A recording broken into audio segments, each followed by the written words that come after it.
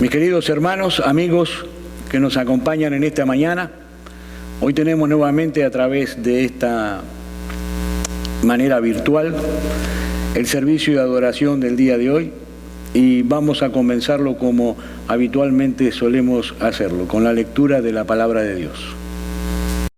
Salmo 8. Oh Señor, Señor nuestro, cuán glorioso es tu nombre en toda la tierra, que has desplegado tu gloria sobre los cielos. Por boca de los infantes y de los niños de pecho has establecido tu fortaleza, por causa de tus adversarios, para hacer cesar al enemigo y al vengativo. Cuando veo tus cielos, obra de tus dedos, la luna y las estrellas que tú has establecido, digo, ¿qué es el hombre para que de él te acuerdes? Y el hijo del hombre para que lo cuides. Sin embargo, lo has hecho un poco menor que los ángeles y lo coronas de gloria y majestad. Tú le haces señorear sobre las obras de tus manos.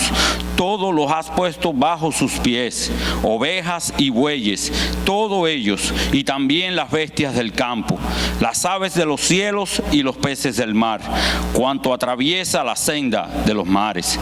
Oh Señor, Señor nuestro, cuán glorioso es tu nombre en toda la tierra. Vamos a orar. Gracias, Padre, te damos en esta mañana por la abundancia de tu misericordia, por la verdad de tu salvación. Te alabamos y te exaltamos, Señor. Nos gozamos y nos alegramos en ti. Tú eres nuestra roca y fortaleza. Tú eres nuestra esperanza y nuestra seguridad. Tú eres nuestro refugio en todo tiempo. Te damos gracias, Señor, por esta gran salvación a la cual tú nos has llamado, con un llamamiento eficaz, poderoso e irrefutable, cual nos asegura que un día estaremos en tu presencia por toda la eternidad.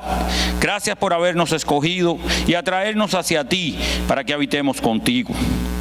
Padre, también reconocemos que somos pecadores y que te hemos fallado. Por eso nos acercamos hoy confiadamente al trono de la gracia, para alcanzar misericordia y hallar gracia para el oportuno socorro que solo viene de ti. Concédenos morir diariamente al pecado, para que podamos vivir siempre con nuestro Señor, en la alegría de su resurrección y por medio de Él, nuestro Salvador que vive y reina contigo, y por tu Santo Espíritu, un solo Dios, ahora y por siempre. Amén.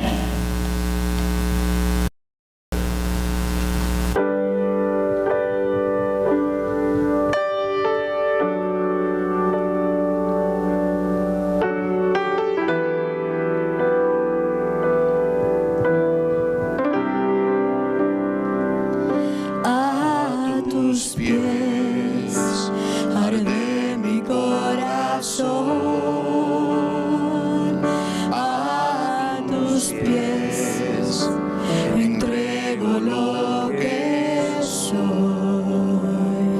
Es el lugar de mi seguridad, donde nadie me puede señalar. Me perdonaste, me acercaste a tu presencia, me levantaste, hoy me postro a adorarte. No hay lugar más alto, más grande, que estar a tus pies, estar a tus pies. No hay lugar más alto, más grande, que estar a tus pies, estar a tus pies. A tus pies arde mi corazón. A tus pies entrego lo que soy. Es el lugar de mi seguridad,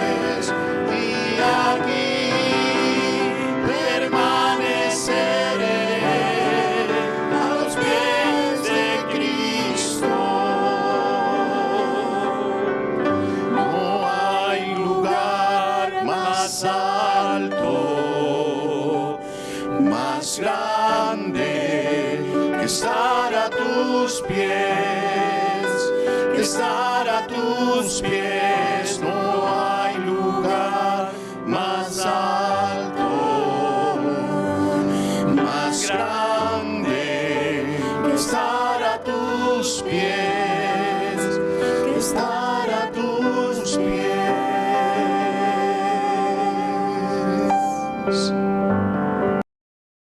Hermanos, hemos llegado al momento más importante de este servicio de adoración, al momento de la predicación de la palabra de Dios.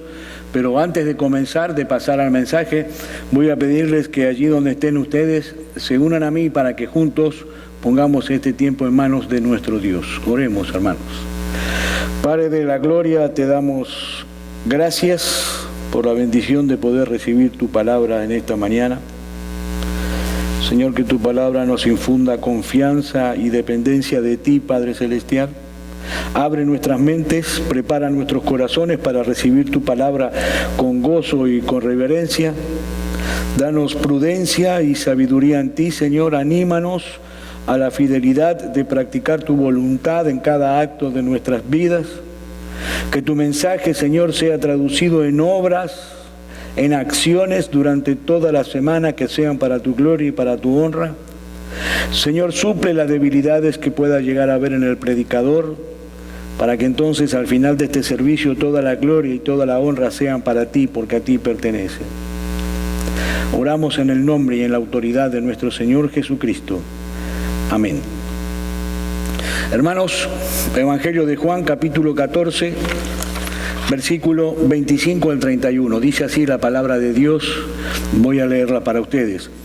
Os he dicho estas cosas estando con vosotros, mas el Consolador, el Espíritu Santo, a quien el Padre enviará en mi nombre, Él os enseñará todas las cosas y os recordará todo lo que yo os he dicho.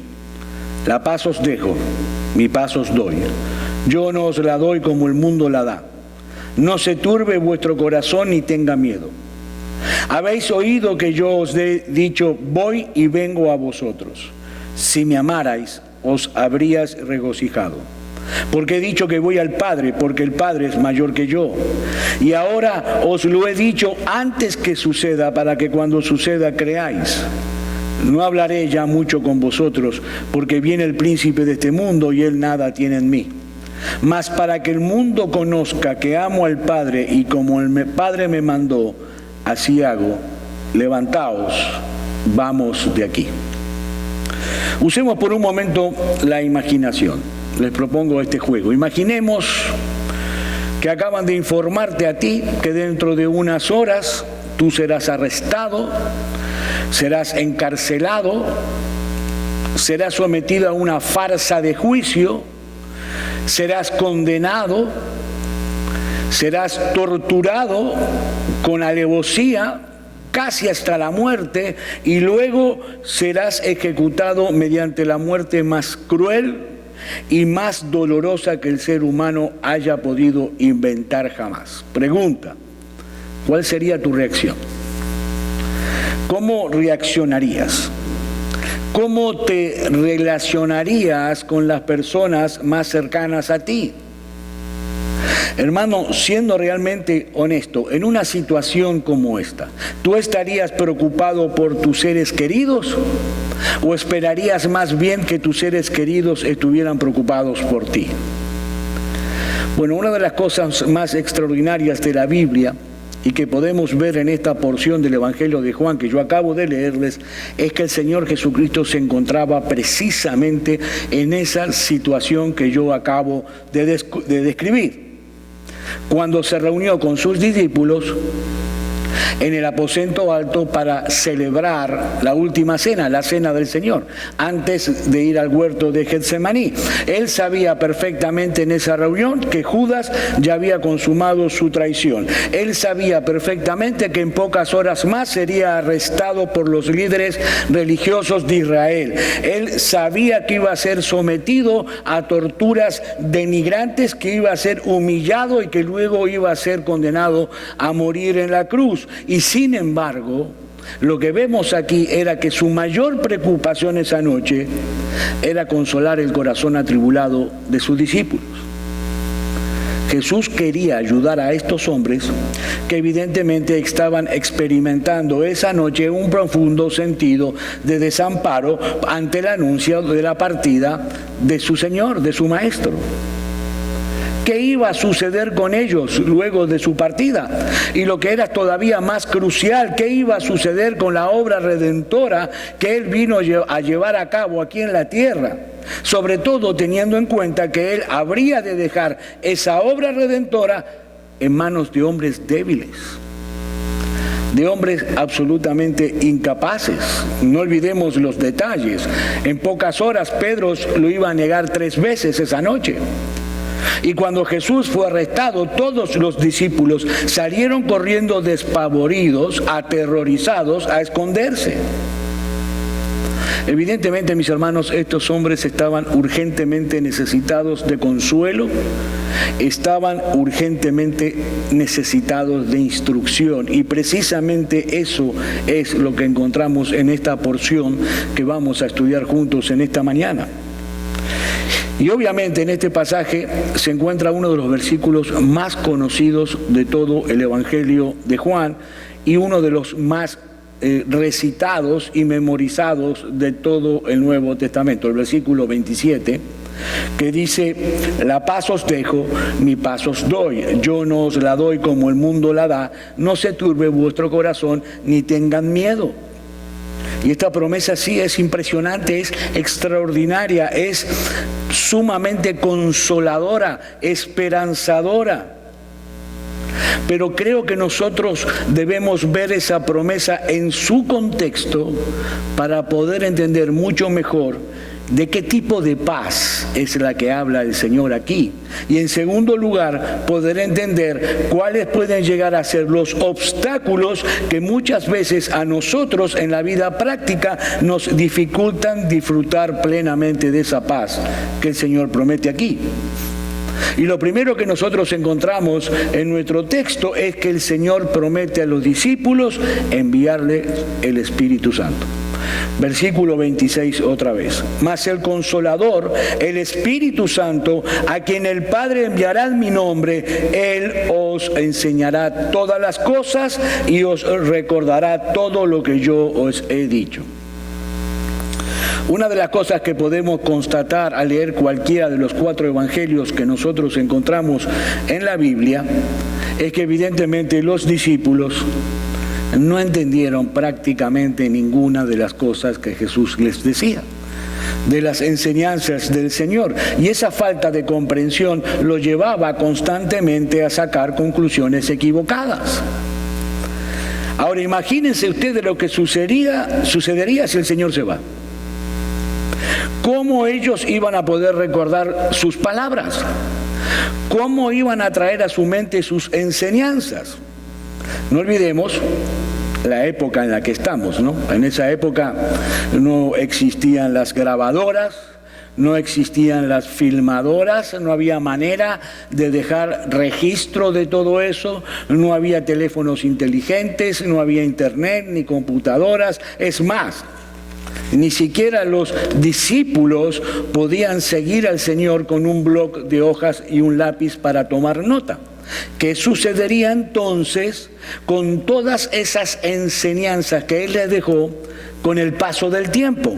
Bueno, esta es la respuesta. El Espíritu Santo vendría a los apóstoles para recordarles todo lo que Jesús les había dicho y para ayudarles a entender exactamente, apropiadamente todas sus enseñanzas. Vayamos por un momento al capítulo 16 de Juan y leamos los versículos 12 al 14.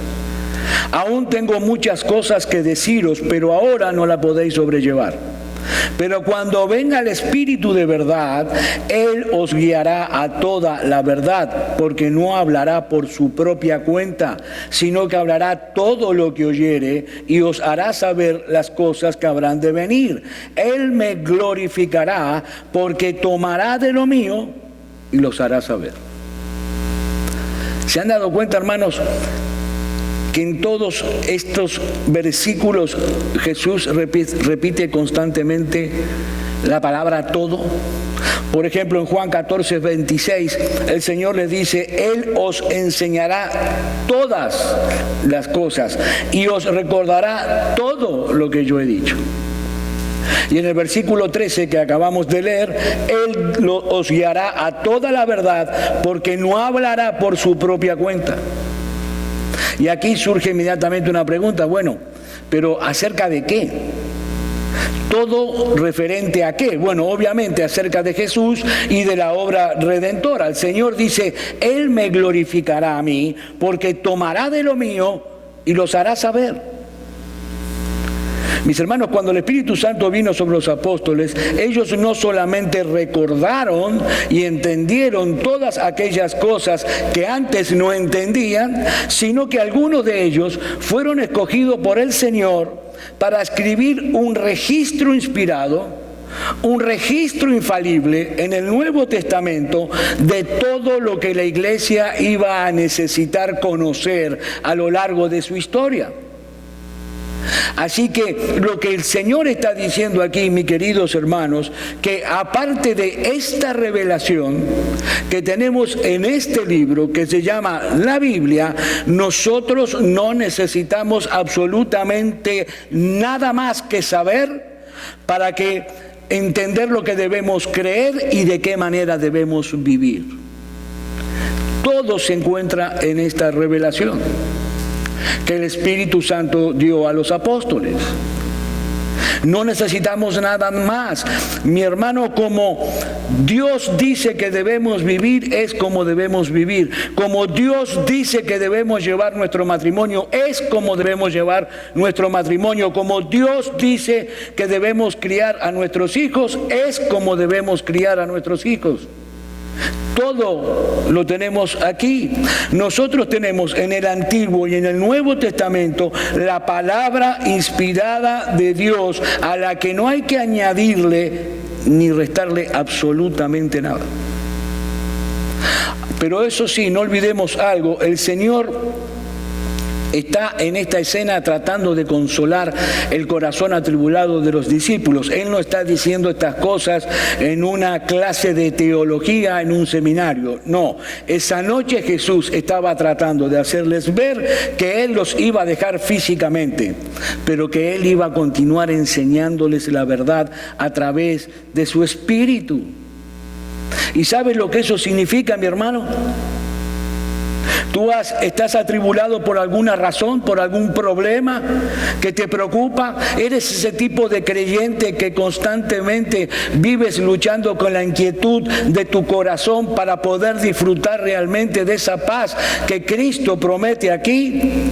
Lo que esto significa, mis queridos hermanos, es que la paz que Jesús promete en el versículo 27 está directamente conectada con nuestro entendimiento del Evangelio de la gracia de Dios.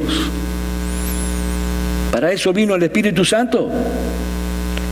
El Señor dice: miren, el Espíritu Santo va a venir, le va a recordar todo lo que yo les he dicho, lo va a ayudar a entender apropiadamente todo lo que yo he hecho, escribirá en un libro inspirado todas esas cosas. La paz os dejo, mi paz os doy. Mis hermanos, en la misma medida en que nosotros tenemos un mejor entendimiento de quién es Jesús, de qué es realmente lo que ha hecho Él a nuestro favor a través de su obra redentora en la cruz de Calvario, en esa misma medida estaremos mejor equipados para poder experimentar su paz en medio de cualquier circunstancia que nos pueda tocar vivir. Y no olvidemos algo muy importante: ese mismo Espíritu Santo que consoló y ayudó a los discípulos y los inspiró para escribir el Nuevo Testamento, se encuentra dentro de ti, mi hermano, mi hermana, si tú eres un verdadero creyente, iluminando tu entendimiento para que tú puedas entender y para que tú puedas recordar lo que ellos escribieron en el Nuevo Testamento. El Espíritu Santo está en nosotros recordándonos permanentemente la palabra de Dios. Ahora, el Espíritu Santo no puede actuar en un vacío. El Espíritu Santo no puede actuar en la nada. Nunca vamos a poder recordar lo que nunca hemos leído. Pero mis hermanos, qué bueno es saber que los creyentes contamos con un maestro personal. Mi hermano, escúchame muy bien lo que voy a decirte. Si tú eres un verdadero cristiano, si tú eres una verdadera cristiana, el autor de este libro vive dentro de ti. Vive dentro de ti. Nosotros tenemos un maestro personal permanente que puede traernos la palabra de Dios en el momento que más lo necesitamos, en el momento que más lo requerimos. Y eso incluye también la sorprendente, extraordinaria, maravillosa e impresionante promesa del versículo 27 de nuestro texto. La paz os dejo, mi paz os doy. Yo no os la doy como el mundo la da. No se turbe vuestro corazón, ni tengan miedo. Y esto nos lleva a nuestra segunda enseñanza. Jesús promete dejar a sus discípulos el legado de su paz. Hermanos, Jesús nos dejó a todos nosotros una herencia, y esa herencia es su paz. Volvamos por un momento al principio. Jesús sabe que en pocas horas va a ser arrestado, que en pocas horas va a ser juzgado, va a ser condenado, va a ser torturado, va a ser ejecutado. Jesús sabe que literalmente en unas horas más, como dicen muchos autores, Él estaría viviendo literalmente miles de infiernos a la vez.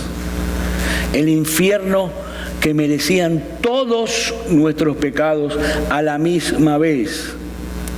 Pero no solamente Él quiere hacerles saber aquí a sus discípulos que su corazón estaba en paz, sino que les promete dejarles esa paz, esa misma paz, como herencia.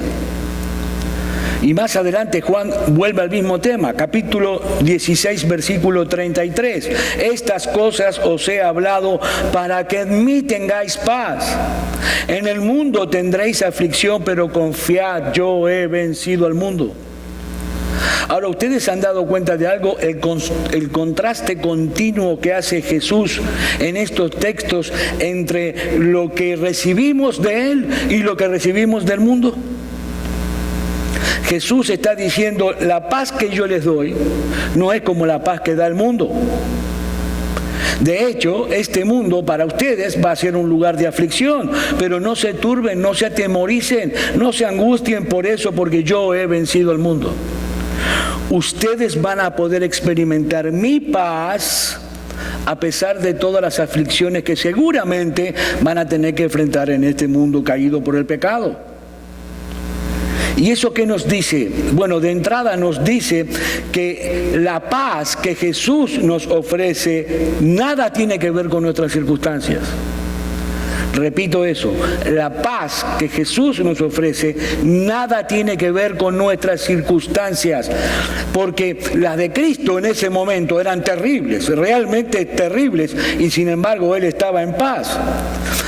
No se trata, hermanos, simplemente de esa sensación de bienestar, esa sensación de quietud temporal, como cuando nosotros alquilamos una cabaña a orillas de un lago, en medio de un bosque, salimos y decimos, oh, cuánta paz se respira aquí. No es esa sensación temporal de bienestar, no. La paz que Cristo nos ofrece es una serenidad del alma que brota del saber que nuestras vidas están en las manos de un Dios sabio, de un Dios todopoderoso que nos ama con un amor inalterable. Y voy a repetir esto porque esto es clave. La paz que Jesús nos ofrece a nosotros es una serenidad del alma que brota del saber que nuestras vidas están en las manos de un Dios sabio, de un Dios todopoderoso que nos ama con un amor que es totalmente inmutable, inalterable. Y noten una cosa, yo de forma adrede he dicho primero sabio que todopoderoso. Porque hay personas que viven diciendo, mi Dios tiene poder, Él es todopoderoso, Él me puede sanar si Él quiere, Él puede darme el carro que yo quiero, Él puede darme la casa que yo quiero, la cuenta de banco que yo quiero. Sí, es verdad, Él puede darte todo eso y muchísimo más. Pero ¿saben qué? Muchísimas veces también, por su sabiduría, decide no hacerlo. Hermanos, si nosotros solamente confiamos en el poder de Dios, a la larga vamos a tener problemas, vamos a frustrarnos. Nosotros tenemos que confiar en la sabiduría de Dios, en el poder de Dios y en el amor de Dios. Él nos da exactamente lo que necesitamos en el momento en que lo necesitamos y de la forma en que lo necesitamos. No lo que queremos, cuando nosotros lo queremos y de la forma que nosotros lo queremos. ¿Saben por qué? Porque Él es lo suficientemente sabio, porque es infinitamente sabio para saber que muchas de las cosas que nosotros queremos, que nosotros deseamos, nos harían daños si llegamos a tenerlas. Esa era la paz que nuestro Señor Jesucristo estaba experimentando en ese momento tan extremo, tan difícil de su vida. Y esa fue también la misma paz que nos dejó como herencia a todos los que confían en Él. Mi amigo, que estás esta mañana entre nosotros, sin Cristo, esta promesa obviamente no es para todo el mundo. ¿Sabes por qué? Porque la Biblia nos enseña que el hombre se encuentra en enemistad con Dios por causa de su pecado. Y por lo tanto, nadie podrá disfrutar de la paz de Dios hasta que obtenga la paz con Dios por medio de la fe en nuestro Señor Jesucristo, por medio de la obra que Él llevó a cabo en la cruz de Calvario.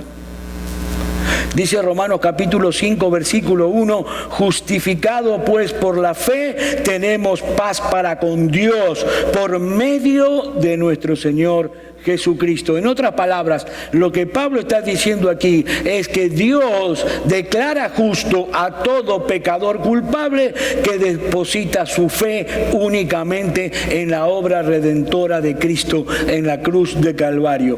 Y entonces, cuando tenemos paz con Dios, solo entonces podemos disfrutar de la paz de Dios en medio de cualquier circunstancia que nos toque vivir. ¿Saben por qué, mis hermanos? Porque Cristo nos compró la gracia. Cristo nos compró la bendición de tener ahora a Dios como nuestro Padre, como nuestro Señor, como nuestro escudo, como nuestra fortaleza, como nuestro protector, como nuestra torre fuerte. Esa es la misma idea que aparece en la bendición sacerdotal, que los sacerdotes de Israel debían repetir continuamente al pueblo y que nosotros encontramos en Números capítulo 6, versículo 24 al 26. Jehová te bendiga y te guarde. Jehová haga resplandecer su rostro sobre ti y tenga de ti misericordia. Jehová alce sobre ti su rostro y ponga en ti paz. Esa es la buena noticia del Evangelio. Que Cristo quitó la enemistad que había entre nosotros y Dios, muriendo en nuestro lugar en la cruz de Calvario. ¿Para qué? Para que ahora el rostro resplandeciente de Dios, la sonrisa de Dios, esté siempre con nosotros, de tal manera que nosotros podamos disfrutar de su paz, aunque el mundo se esté cayendo a nuestro alrededor. Mi hermano, mi hermana, la paz que el mundo da es circunstancial, es pasajera, es ocasional. Si las cosas están saliendo bien, es decir, están saliendo como yo quiero que salgan, entonces nos sentimos bien. Pero apenas las cosas cambian de rumbo, comenzamos a sentir temor, comenzamos a sentir inseguridad, frustración, angustia. La paz de Dios es muy diferente, porque la paz de Dios no depende de las circunstancias. Miren, la paz de Dios no depende de que yo tenga salud o esté enfermo. La paz de Dios no depende de que yo tenga mucho dinero o sea muy pobre. La paz de Dios no depende de que yo tenga muchos amigos o me encuentre absolutamente solo. No, la paz de Dios no depende absolutamente de nada más que no sea su amor inalterable hacia nosotros en medio de cualquier circunstancia. Es por eso que el apóstol Pablo dice en Filipenses capítulo 4, versículos 6 y 7, por nada estéis afanosos. Y ese nada significa nada, absolutamente nada. Por nada estéis afanosos, sino sean conocidas vuestras peticiones delante de Dios en toda oración y ruego con acción de gracias. ¿Y sabe qué va a suceder cuando tú vienes así delante de Él? Oh sí, pastor, yo lo sé. Mi marido se va a convertir, mi esposa se va a convertir, mis hijos van a servir en la iglesia, mi economía va a cambiar, voy a vivir en una terrible casa con una gran cuenta de banco. No, absolutamente no. Y la paz de Dios, que sobrepasa todo entendimiento, guardará vuestros corazones y vuestros pensamientos en Cristo Jesús. Mire, no sé si ustedes alguna vez habrán pensado en esto, pero ¿saben una cosa? Dios no sufre sobresaltos. Dios no siente temor, Dios nunca está ansioso, Dios nunca está preocupado, Dios nunca está inquieto. ¿Por qué? Porque Él sabe que tiene el absoluto control de todo lo que sucede en el universo y sabe que nada ni nadie va a poder frustrar sus planes. Y ahora nos dice a nosotros en esta mañana, mi paz, esa paz es la que yo voy a darles a ustedes.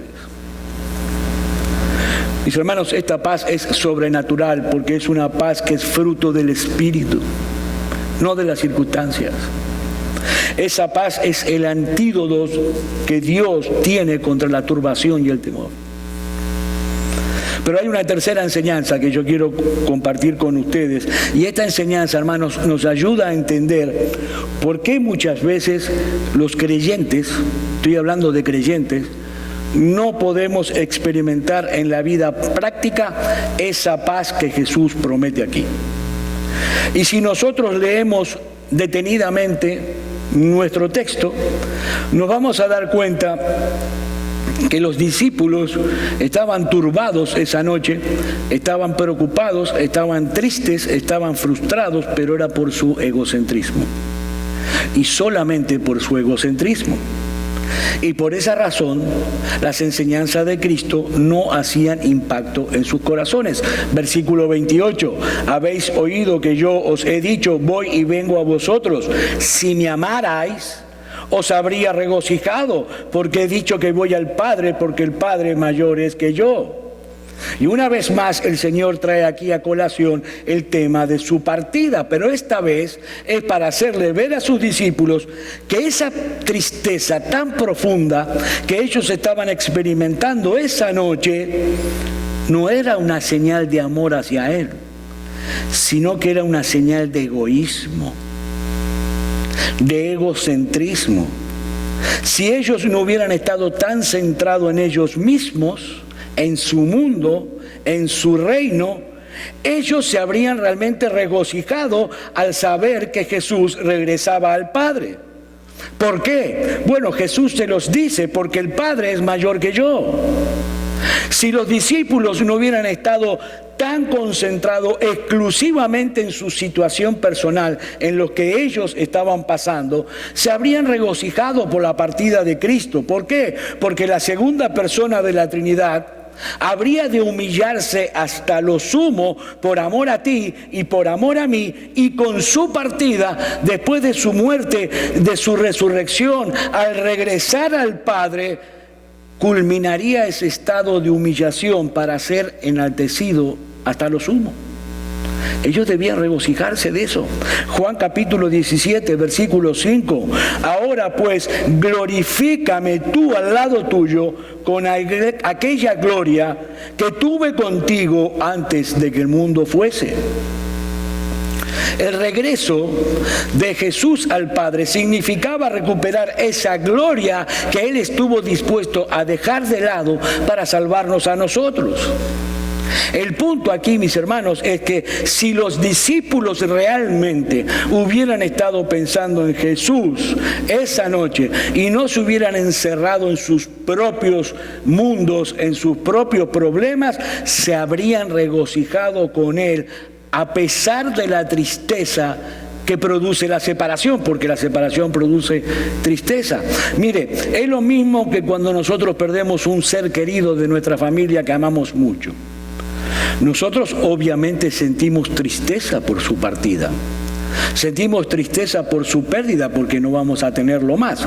Pero al mismo tiempo nos gozamos en saber que esa persona a la cual nosotros amamos tanto está contemplando en ese momento la gloria y la hermosura del Señor cara a cara en un estado perfecto y por los siglos de los siglos. Hay tristeza, sí, pero hay gozo. Pero esa noche los discípulos estaban tan sumidos en su propia tristeza que no había gozo, porque Jesús los abandonaba a su suerte. Mis hermanos, su egoísmo estaba muy por encima que su amor por Cristo. Hermano amado, hermana amada, escúchame muy bien lo que voy a decirte. Nadie, absolutamente nadie que viva centrado en sí mismo puede experimentar el gozo y la paz de Dios. Eso es literalmente imposible. Los discípulos debieron haber sentido gozo por el bien de Jesús. Pero no solamente eso, si hubieran usado la lógica, ellos debían haber sentido gozo también por el bien que Jesús estaba obteniendo para ellos a través de esa misma partida. Mis hermanos, si Jesús no hubiera ido al cielo, la redención no se hubiera consumado. Si Jesús no hubiera ido al cielo, no hubiéramos tenido un lugar reservado en la casa del Padre. Si Jesús no se hubiera ido al cielo, no hubiera venido el Espíritu Santo. ¿Se dan cuenta, mis hermanos, el daño tan grande que nos hacemos a nosotros mismos cuando vivimos centrados en nosotros mismos? Mira, tengo malas noticias para ti. Tú no eres el centro del universo. Aunque tú creas que es así o te hayan hecho creer que es así.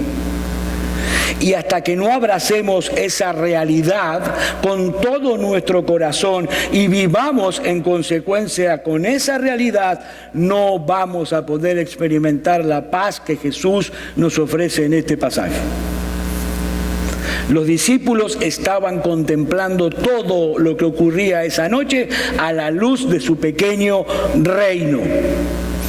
Y por eso estaban llenos de temor, de ansiedad, de angustia, de frustración. Pero Jesús quiere hacerles ver aquí el panorama más amplio de lo que Dios está haciendo en el mundo para su gloria y para el bienestar de su pueblo. Él quiere ayudar a sus discípulos a escapar de aquello que un autor calificó como la paralizante claustrofobia del amor a nosotros mismos. Mi hermano, tú no eres el protagonista de esta película.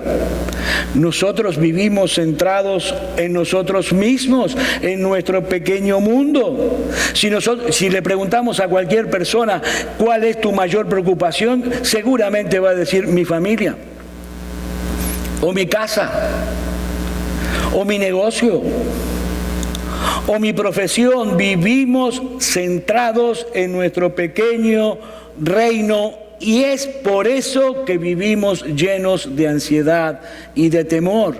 Lo veíamos la semana pasada, ¿recuerdan? Buscad primeramente el reino de Dios y su justicia, y todas esas cosas os serán añadidas. El Señor quería fortalecer la fe de sus discípulos. Versículo 29. Y ahora os lo he dicho antes que suceda, para que cuando suceda creáis. El Señor quería alimentar su fe. El Señor sabía que ellos iban a recordar sus palabras cuando viniera el Espíritu Santo, y que eso iba a aumentar su fe de tal manera que ellos iban a poder luchar más eficazmente contra la ansiedad y el temor. Mis hermanos, la paz de Dios y la confianza en Dios siempre andan juntas en la vida del creyente. Presten mucha atención a lo que dice Isaías capítulo 26, versículos 3 y 4. Tú guardarás en completa paz a aquel cuyo pensamiento en ti persevera, porque en ti ha confiado. Confiad en Jehová perpetuamente, porque en Jehová el Señor está la fortaleza de los siglos. Y en último lugar, Jesús les provee a sus discípulos esa noche una perspectiva correcta de su muerte en la cruz, mostrándole al mismo tiempo un extraordinario ejemplo de obediencia. Versículo 30. No hablaré ya mucho con vosotros, porque viene el príncipe de este mundo y él nada tiene en mí. Todo lo que le sucedió a Jesús esa última noche, desde su arresto hasta su muerte en la cruz del Calvario, obviamente fue un despliegue aterrador del poder diabólico. Sin embargo, el Señor quería que sus discípulos supieran correctamente que Satanás no era el factor determinante de todo lo que iba a suceder de allí en adelante. Mis hermanos, Jesús no muere en la cruz porque lo merecía. Jesús muere en la cruz porque esa era la voluntad de su Padre, y Jesús ama tanto al Padre que se complace plenamente en hacer su voluntad. Versículo 31. Mas para que todo el mundo conozca que amo al Padre, y como el Padre me mandó, así hago. Nosotros solemos decir siempre que Jesús murió en la cruz por amor a nosotros. Y esa es una gran verdad, pero ¿saben una cosa? Esa no es toda la verdad. Ni siquiera es la parte más importante de toda la verdad. Mis hermanos, la razón por la que Cristo dio su vida en la cruz de Calvario fue porque el Padre se lo mandó. Fue por obediencia al Padre. Pablo lo dice en Filipenses capítulo 2, versículos 5 al 8. Haya pues en vosotros este sentir que hubo también en Cristo Jesús, el cual, siendo en forma de Dios, no escatimó el ser igual a Dios como cosa a que aferrarse, sino que se despojó a sí mismo, tomando forma de siervo, hecho semejante a los hombres, y estando en la condición de hombre, se humilló a sí mismo, haciéndose obediente hasta la muerte, y muerte de cruz. Ahora, por supuesto, ¿por qué el Padre mandó a Cristo a morir en la cruz del Calvario? Porque el Padre nos amó desde antes de la fundación del mundo y nos escogió para salvación. Mis hermanos, el amor y la obediencia son dos virtudes que siempre caminan juntas. Aunque el mundo quiere vendernos constantemente la idea de que la obediencia a los mandamientos de Dios produce una vida santa, sí, pero insípida. Lo que Cristo está diciendo aquí, yo quiero que ustedes sigan mi ejemplo de obediencia. ¿Para qué? Para que tengan mi gozo, para que puedan experimentar mi paz. Ese gozo de la obediencia era un ingrediente crucial de la paz que Jesús estaba experimentando en ese momento tan terrible, y ahora promete dejarnos esa paz como herencia. ¿Ven por qué yo decía al comienzo del mensaje que considerar la promesa del versículo 27 en su contexto podemos llegar a entender mejor de qué tipo de paz es que el Señor está hablando aquí?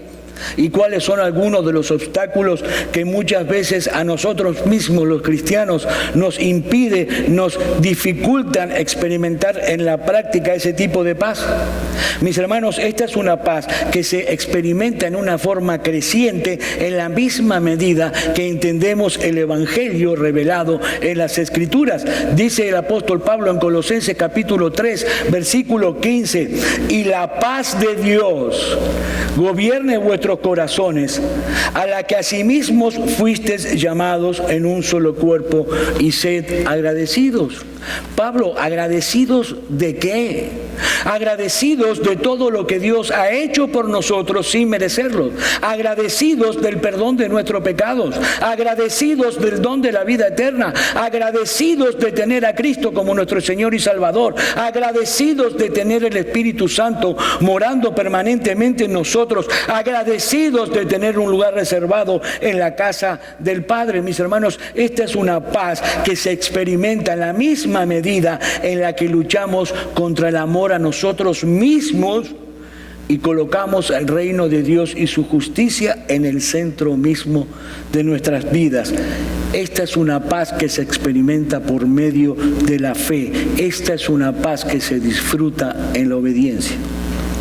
Al fin de cuentas, mis hermanos, el asunto real pasa por esto. ¿A quién le vamos a creer?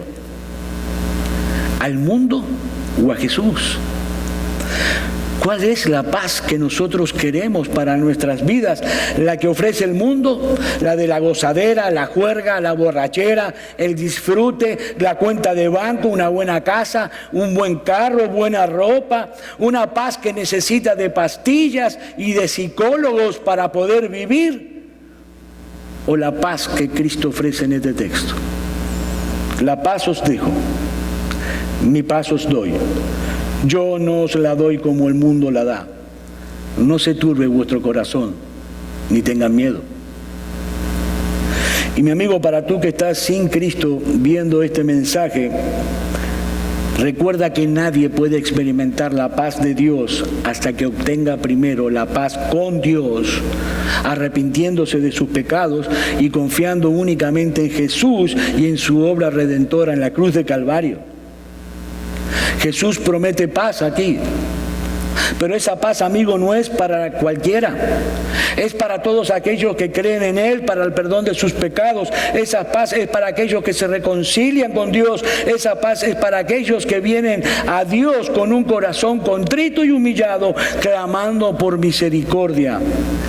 Esa paz, mis amigos, es para aquellos que vienen al trono de la gracia en arrepentimiento y fe. Mi amigo, yo te ruego que tú no desprecies la oportunidad que Dios te está dando hoy al escuchar este mensaje. Ven a Cristo, mi amigo. Ven a la cruz. Vamos a orar. Padre, te damos gracias por la bendición de haber recibido en esta mañana tu santa palabra. Te damos gracias por ella, Señor, porque ella es alimento sólido para nuestro espíritu, es manantial de agua viva para nuestros corazones. Te pedimos ahora que tú permitas que esa palabra penetre con poder en cada uno de nosotros y que podamos obtener de ellas los principios necesarios para entenderte y para conocerte cada vez más en este paso por la tierra.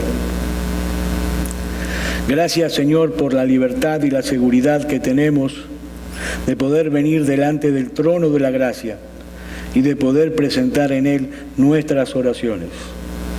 Lo hacemos en el glorioso y en el poderoso nombre de nuestro Señor Jesucristo, el Verbo hecho carne.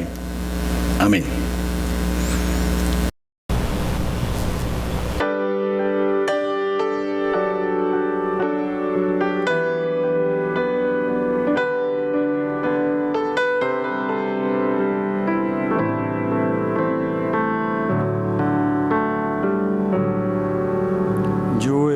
El dolor acercarse a mí, causarme heridas, golpearme así, hasta llegué a preguntarme, ¿dónde estabas tú? He hecho preguntas en mi aflicción, buscando respuestas sin contestación, y hasta dudé por instante de tu compasión. Y aprendí que en la vida todo tiene un sentido. Y descubrí que todo obra para bien. Y que al final será mucho mejor.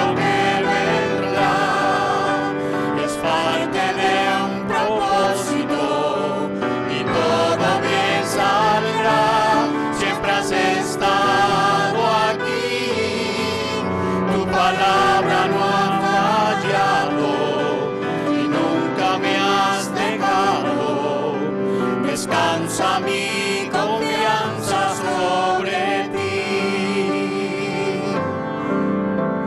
Yo he estado entre la espada y la pared, rodeada de insomnio sin saber qué hacer, pidiendo a gritos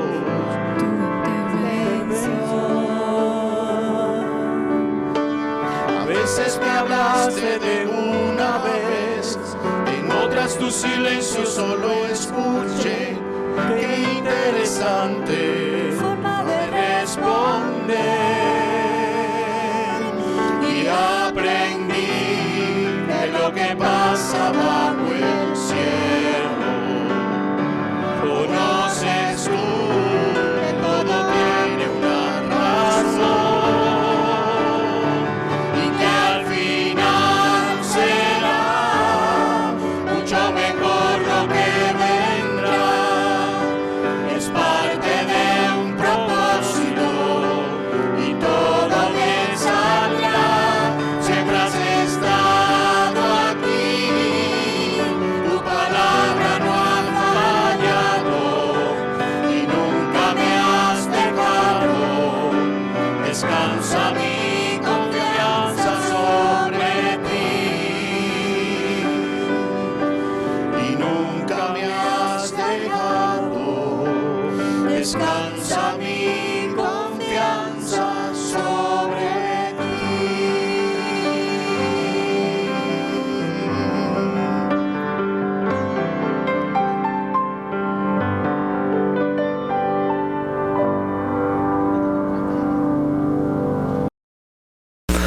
Hermanos, llegamos así al final del servicio del día de hoy, 10 de mayo, pero obviamente no nos hemos olvidado de ellas.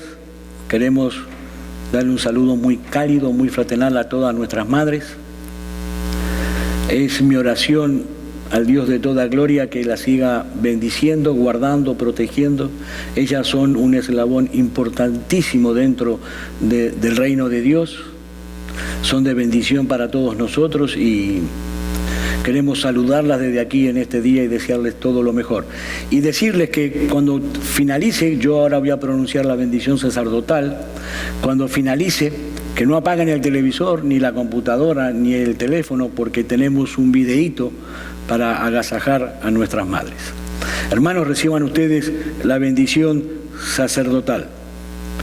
Y el amor de Dios, la gracia de nuestro Señor Jesucristo y la comunión del Espíritu Santo sea con cada uno de nosotros hoy y mientras dure nuestro paso por la tierra.